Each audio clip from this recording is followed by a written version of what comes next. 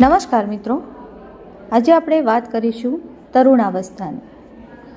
તરુણાવસ્થા બાળપણથી પ્રૌઢત્વ સુધીની પરિવર્તન યાત્રા. આ યાત્રા શું છે? તરુણાવસ્થા એ બાળપણ અને પ્રૌઢાવસ્થા વચ્ચેનો વિકાસકાળ છે.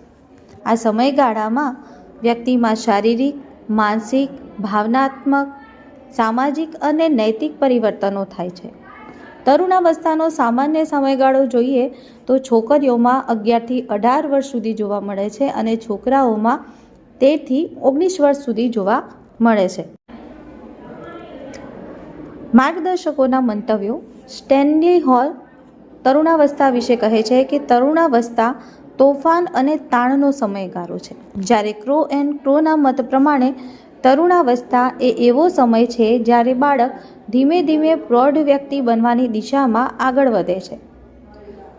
પરિવર્તનના 5 પ્રદેશો.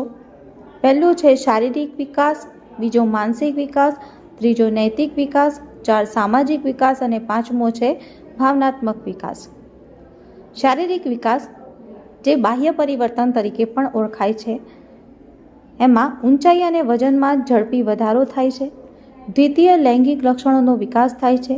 અવાજમાં ફેરફાર, ખાસ કરીને છોકરીઓમાં જોવા મળે છે, અને હોર્મોનલ બદલાવ. માનસિક વિકાસ, આંતરિક જાગૃતિ પણ કહી શકાય, જેમાં તરુણને મુખ્ય પ્રશ્ન થાય છે કે હું કોણ છું. એની તર્ક શક્તિનો વિકાસ થાય છે, કલ્પના શક્તિમાં વધારો થાય છે અને તરુણ સ્વતંત્ર વિચારધારા ધરાવે છે. ભાવનાત્મક વિકાસ, લાગણીઓનો પ્રવાહ. લાગણીઓમાં અસ્થિરતા, ગુસ્સો, આનંદ, દુઃખ ઝડપથી બદલાય. આત્મસન્માન પ્રત્યે સંવેદનશીલતા, વિપરીત લિંગ પ્રત્યે આકર્ષણ. સામાજિક વિકાસ, જૂથ સાથે જોડાણ. એ ચિત્રમાં પણ મિત્રો તમે જોઈ શકો છો. પરિવાર, તરુણ અને મિત્ર જૂથ. મિત્રોનું મહત્વ વધે છે, જૂથ ભાવ પ્રબળ બને છે. પરિવારથી થોડું અંતર, સ્વતંત્રતા માટે પ્રયત્ન. નૈતિક વિકાસ, મૂલ્યોનું ઘડતર. ન્યાય, ફરજ, સત્ય, ઈમાનદારી જેવા મૂલ્યો વિકસે છે. સારા નરસા વિશે વિચાર, ન્યાય અને ઈમાનદારી વિશે જાગૃતિ. મૂલ્યોની રચના. તરુણાવસ્થાની યાત્રાના પડકારો. ભાવનાત્મક અસ્થિરતા, સામાજિક સ્વીકારની ચિંતા, શૈક્ષણિક દબાણ, ઓળખ સંકટ, લૈંગિક જિજ્ઞાસા. માર્ગદર્શકની આવશ્યકતા, જેમાં શિક્ષકની ભૂમિકા. શિક્ષકે તરુણ વિદ્યાર્થી માટે માર્ગદર્શક, મિત્ર અને સહાયક બનવું જોઈએ. માર્ગદર્શકનો અભિગમ. સમજદારીપૂર્વક વર્તવું, માર્ગદર્શન અને સલાહ આપવી, સ્વતંત્ર વિચારોને પ્રોત્સાહન આપવું, ભાવનાત્મક સહારો આપવો, મૂલ્ય શિક્ષણ આપવું.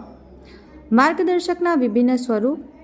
મિત્ર સ્વભાવ રાખવી, આત્મવિશ્વાસ વધારવો, દંડ કરતાં માર્ગદર્શન આપવું, કારકિર્દી માર્ગદર્શન પણ આપવું. આ યાત્રાનું શૈક્ષણિક મહત્વ છે, જેના પાયામાં છે વ્યક્તિત્વ વિકાસનો મુખ્ય તબક્કો. ભવિષ્ય, ભાવિ જીવનની પાયા રચના. સમાજ, યોગ્ય શિક્ષણથી સમાજ સુધાર શક્ય છે. મિત્રો, આ તરુણાવસ્થાની યાત્રાનો સાર એ છે કે તરુણાવસ્થા એ પરિવર્તન, સંઘર્ષ અને સંભાવનાઓનો સમય છે. શૈક્ષણિક મનોવિજ્ઞાનમાં આ અવસ્થાની યોગ્ય સમજ શિક્ષકને સફળ માર્ગદર્શક બનાવે છે. Thank you.